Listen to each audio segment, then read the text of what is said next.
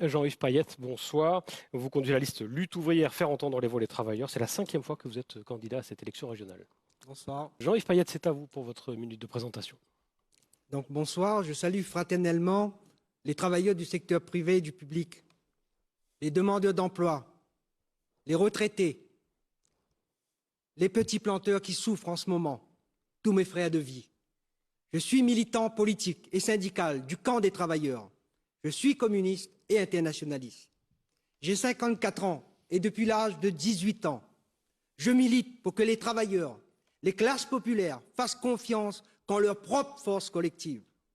Le gouvernement et les autorités locales ont géré la crise sanitaire en mentant, en faisant passer les intérêts des entreprises et des actionnaires avant la santé de la population. Pendant la pandémie, pendant que les travailleurs perdaient un morceau de leur salaire, certains étaient licenciés, les milliardaires français ont augmenté leur fortune de 68%. C'est sur ces milliards de profits qu'il faut oser prendre.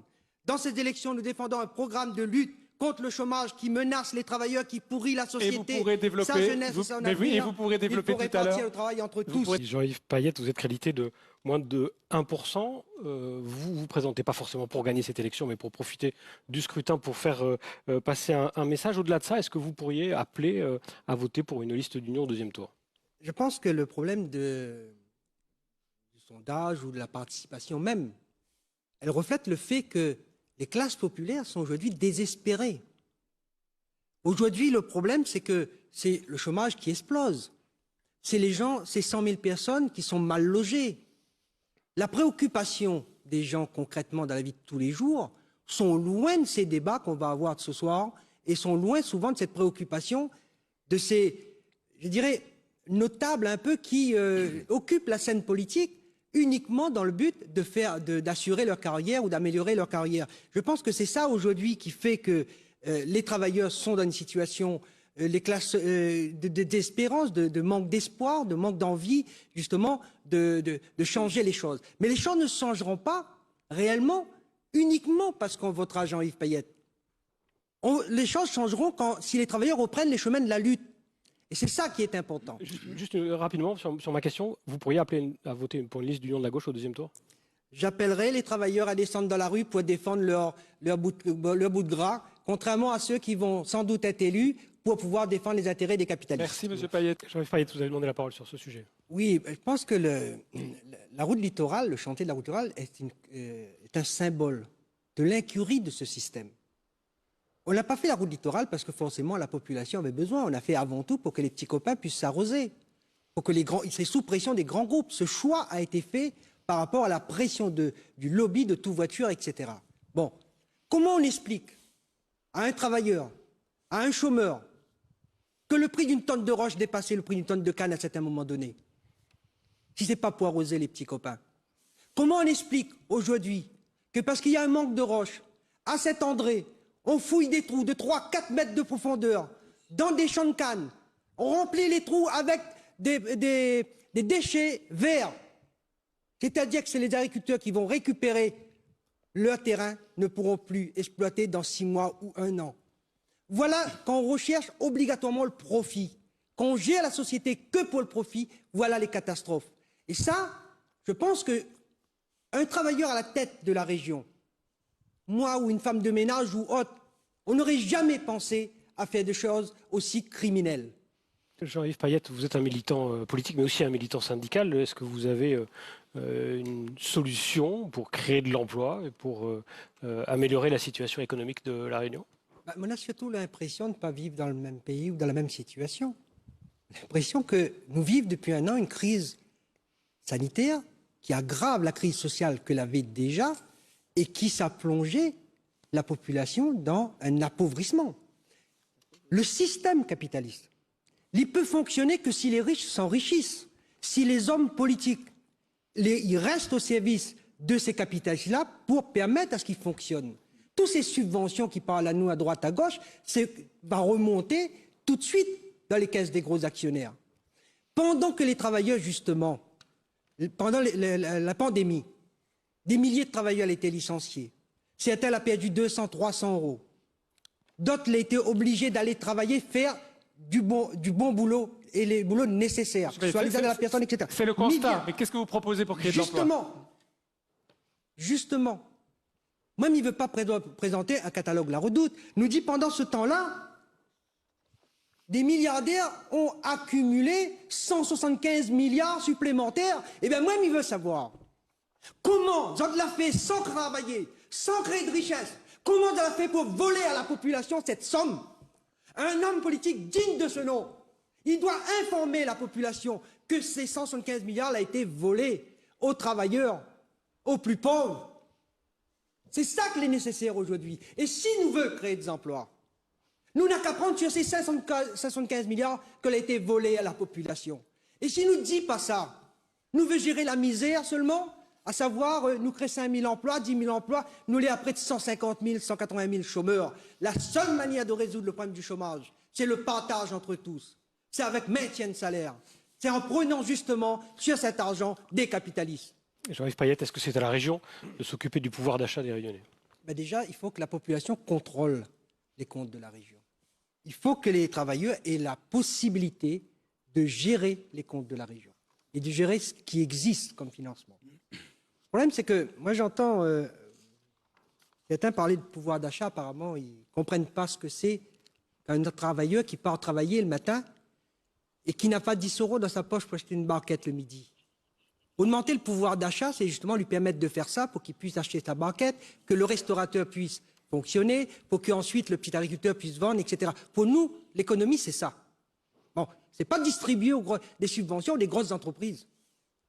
Vous savez, j'entends parler des agriculteurs. Moi sincèrement, ça m'agace. On m'a demandé de rester calme avant le débat, je vais essayer de le faire. Non, mais moi, je reçois des salariés qui sont en souffrance. Hein, voilà, bon. On parle des petits agriculteurs, hein, ils font pitié, on va les aider, etc. Mais qu'on m'explique pourquoi il n'y a pas 1 €, et c'est même interdit d'aider un agriculteur en difficulté. Tandis que pendant ce temps, tous les hommes politiques ont fait voter les 28 millions pour Téréos supplémentaires. Et ça, on ne le dit pas.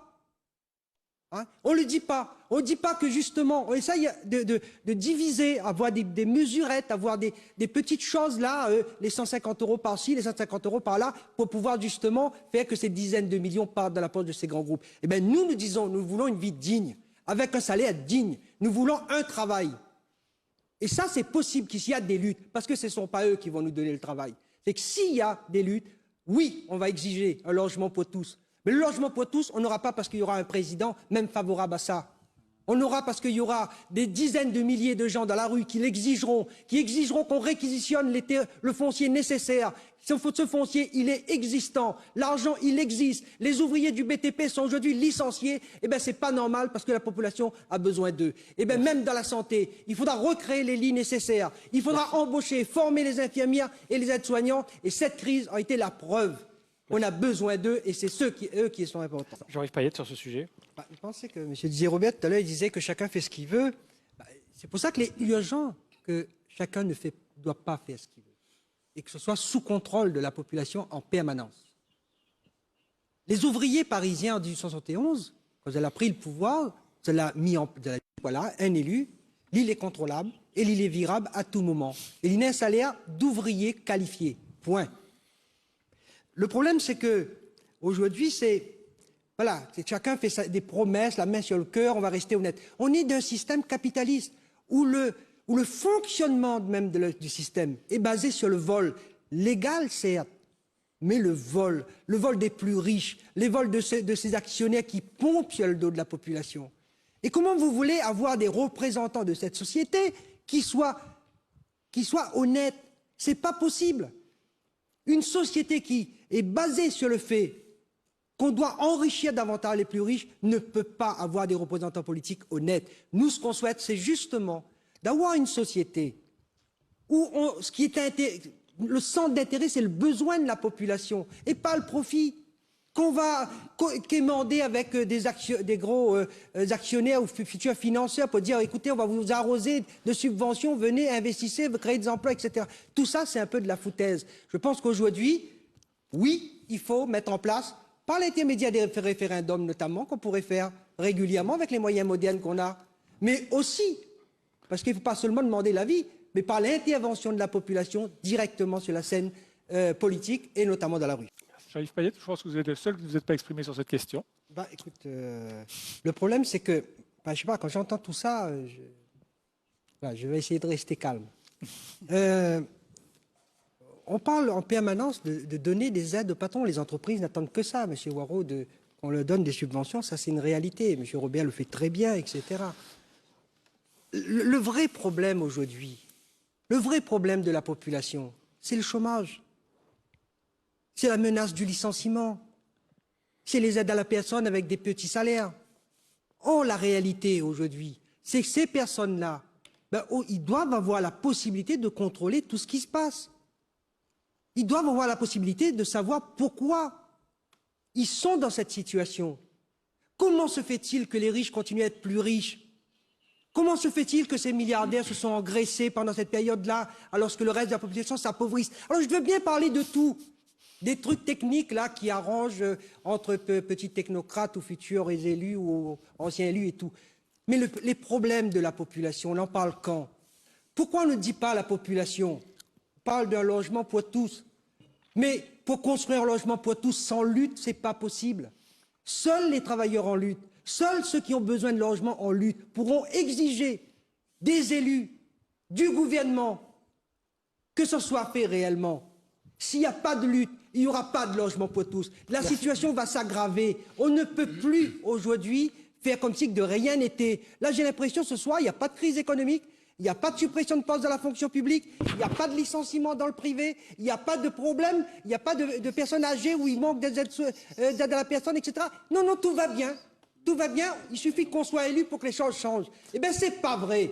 Les choses ne changeront pas si les travailleurs ne rentrent pas en lutte. Et ça, c'est capital, c'est important. Merci. Jean-Yves Payette, votre conclusion. Le vent et la blague, il ne remplit pas le ventre. Les travailleurs doivent faire entendre leur voix et leur camp, de leur classe sociale.